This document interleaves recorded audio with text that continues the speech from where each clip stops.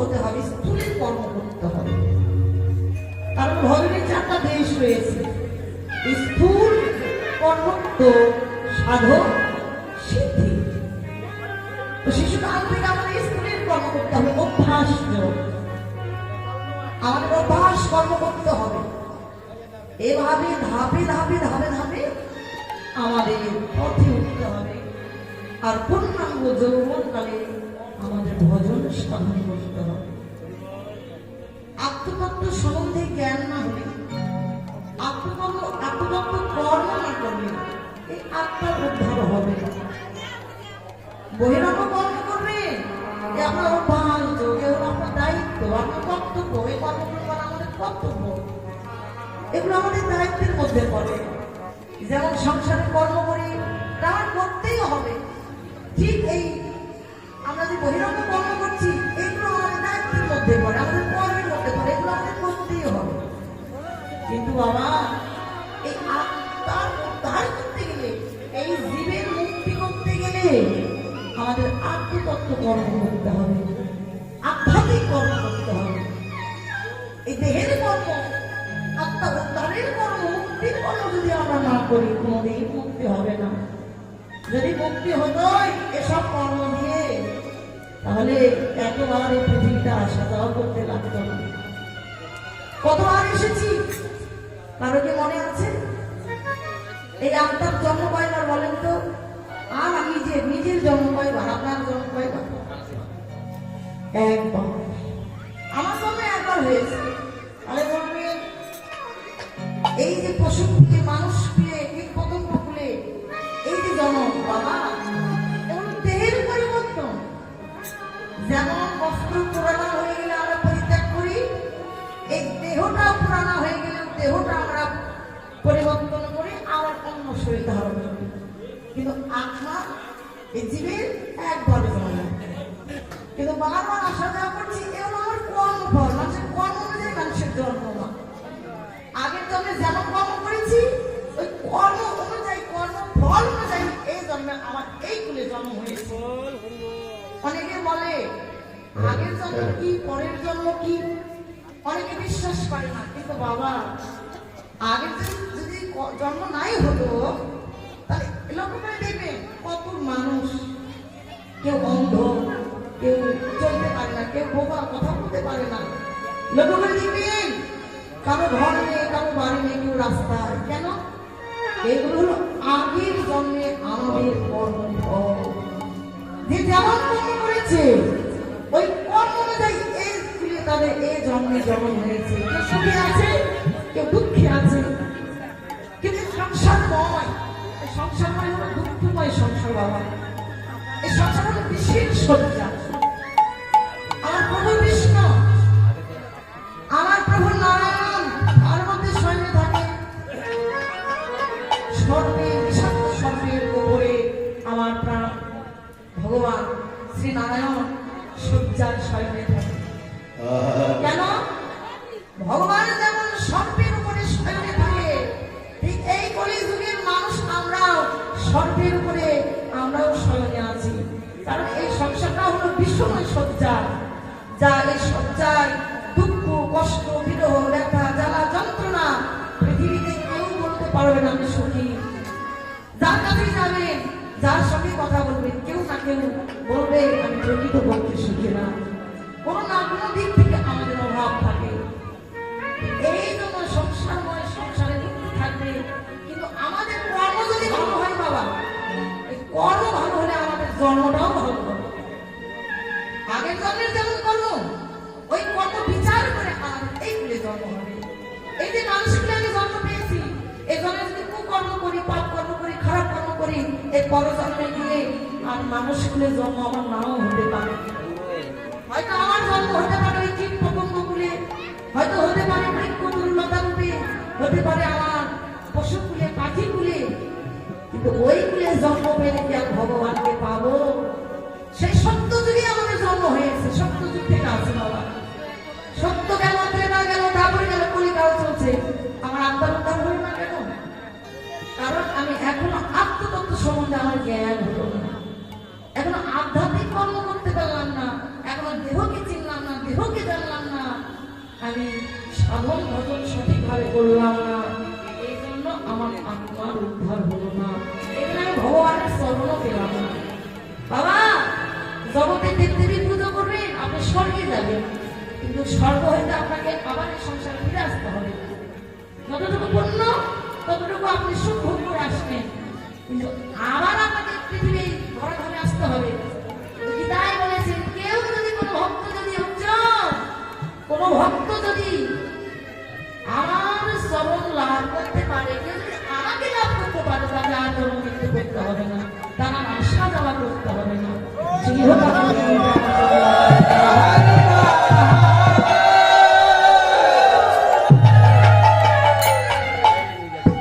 তার আর আশা যাওয়া করতে হবে না যদি কেউ ভগবানের চরণ লাভ করে। এই জন্য বলে তোমার ভজনের সময় হলো দুপুর বেলা, ভজনের সময় হলো দুপুর বেলা, মধ্যাহ্নকাল, যৌবন কাল। এই যৌবন কালটা হলো মানুষের ধরে রাখার কাল।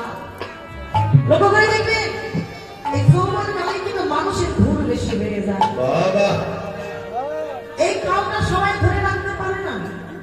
আন ভাবনা ভাববেন না, শিক্ষণীয় বিষয়, আমাদের শিক্ষার বিষয় আছে, আন চিন্তা আন ভাবনা করবেন না।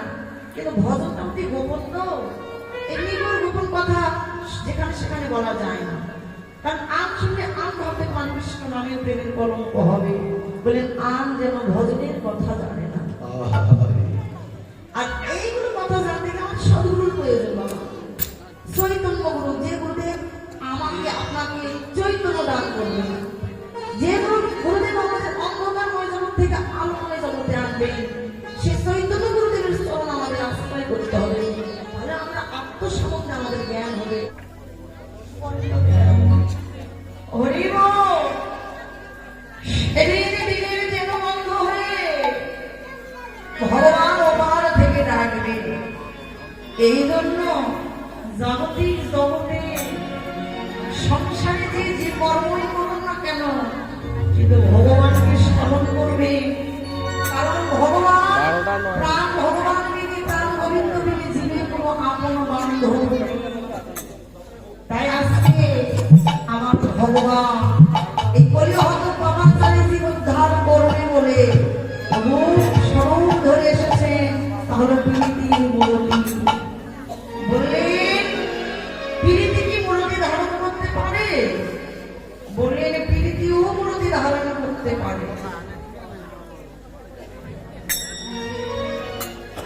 প্রীতির মূলটি নিয়ে এসেছেন, বললেন পুরো প্রীতিও মূলটি ধারণ করতে পারে।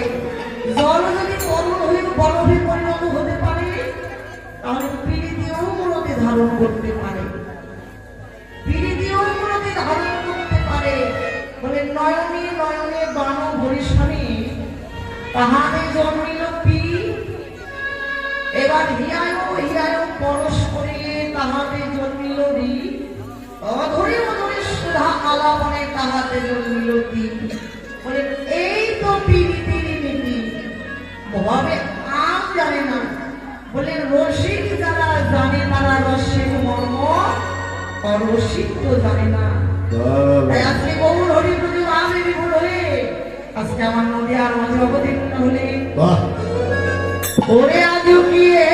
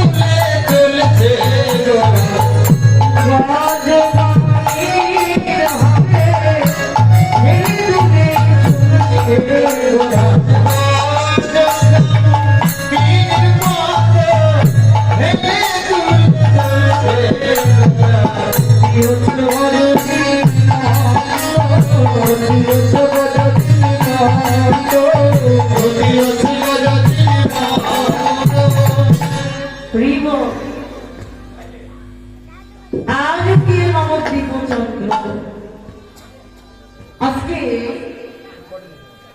নদিয়া নবদ্বীপে চাঁদের উদয় হয়েছে বাবা। সময়টা হলো মধ্যাহ্নকাল, অর্থাৎ দুপুর বেলা। তাহলে দেখো মধ্যাহ্নকালে চাঁদের উদয় হয়েছে। বৈষ্ণব পদকর্তা বললে আজকে নবদ্বীপে চাঁদের উদয় হয়েছে। তাহলে দুপুরে কি চাঁদ উদয় হয় না বাবা? দুপুরে কি চাঁদের উদয় হয়? দুপুর বেলা সূর্যের উদয় হয়, তাই না? এখানে বৈষ্ণব পদকর্তা বলেন আজকে নবদ্বীপে চাঁদের উদয় হয়েছে। অর্থাৎ এই চাঁদ কোন চাঁদ বাবা? এই চাঁদ কোন জাগতিক জগতের চাঁদ নয়। বলেন এ চাঁদ অপ্রাকৃতিক জগতে আমার গৌর চাঁদ। আমার গৌর চাঁদ মধ্যাহ্নকালে উদয় হয়। কোথায়? প্রত্যেকটি মানব জীবের জীবনে, প্রত্যেকটি মানব জীবের জীবনে আমার গৌর চাঁদের উদয় হয়। কিন্তু কেউ আমার গৌর হতে ধারণ করতে পারে, কেউ পারে না। কেউ ধারণ করতে পারে, আবার কেউ পারে না। যেমন সর্বদেবের কৃপা বলে গুণাশ্রয় দ্বারা করেছে, তাদের দয় ভাগ্যাকাশে আমার গৌর চাঁদের উদয় হয়। জাগতিক জগতের চাঁদের কলঙ্ক আছে মা, কিন্তু আমার গৌর চাঁদের কোনো কলঙ্ক নেই। জাগতিক জগতের চাঁদের কলঙ্ক আছে, কিন্তু আমার গৌর চাঁদের কোনো কলঙ্ক নেই। দেখো এই জাগতিক জগতে যেমন দিনে বেলা রয়েছে, সকাল দুপুর বিকেল, ঠিক প্রত্যেকটি মানুষের জীবনে সকাল দুপুর বিকেল আছে, বেলা রয়েছে। যেমন মানুষের জীবনে সকালবেলা হলো শিশুকাল, মানুষের জীবনে দুপুর বেলা হলো যৌবনকাল, আর বিকেল বেলা হলো মানুষের জীবনে বৃদ্ধকাল। বাবা পূর্ণাঙ্গ ভজনের সময় কখন?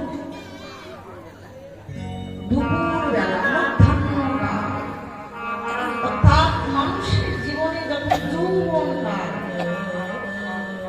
তখনই মানুষের ভজনের সময়। কিন্তু ভগবানকে ডাকতে হবে, পথে আসতে হবে কখন? বলেন সকাল সকাল, শিশুকাল থেকে। শিশুকাল থাকতে আমাদের পথে উঠতে হবে।